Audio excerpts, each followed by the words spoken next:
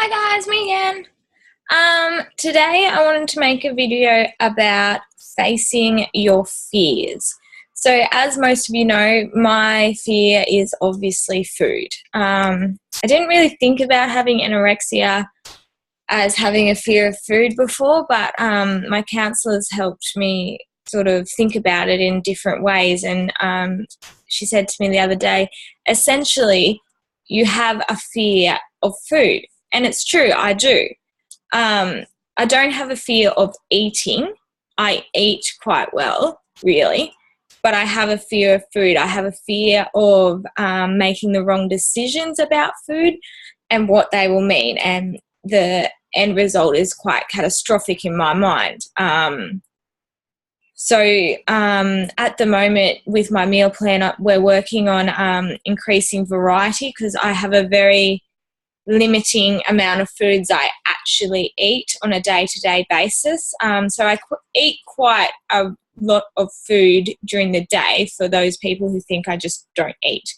I actually do eat. I eat breakfast, morning tea, lunch, afternoon tea and dinner. And they're all substantial meals that any of you guys would eat. It's just that I eat the same thing over and over and over again. So this week we're working on increasing variety because, for example, for my lunch I have like a salad wrap and a piece of fruit. My piece of fruit is always rock melon. It's never any other fruit. I have rock melon. That's my fruit. So having another fruit makes me very anxious. Other things that make me anxious are repeating food. So I have banana with my breakfast, so I don't feel I can have a banana any other time of the day. I have a fear that if I'm not the last person finished when eating in a group, that everyone else will think I'm a guts and fat and all of that. So I always have to be the last one finished. I religiously cut all my food into 26 pieces to eat. I haven't worked out the reason for that yet, but like when I chop my banana up for my breakfast, it's always 26 pieces of banana on my breakfast. I have fear around when we go out for dinner, choosing off the menu and all of that sort of thing. So the way I've been dealing with my fear is avoiding it. So obviously I originally avoided eating altogether because it was too much. And, I now avoid changing what my food is because all those foods during the day are safe. I know they're safe, they're good, they're fine, whereas change is scary. But what I've been talking to my counsellor about is in order to sort of go beyond your fear, you have to walk towards it and face it. And she gave me this. It's called a Chinese finger puzzle, and I really, really loved it. It really sort of made it click in my mind, so I wanted to share with you guys.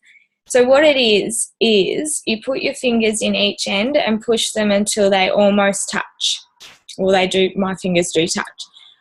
And think of this as going towards your fear. So in order to get your fingers out or to get out of your fear, if you pull, the fear gets tighter. It's more reinforced and you can't get your fingers out.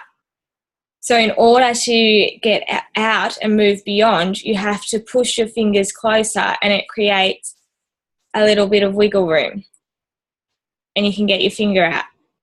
Okay, and even see now, I can't pull my finger out. I have to push it into the middle and wiggle out.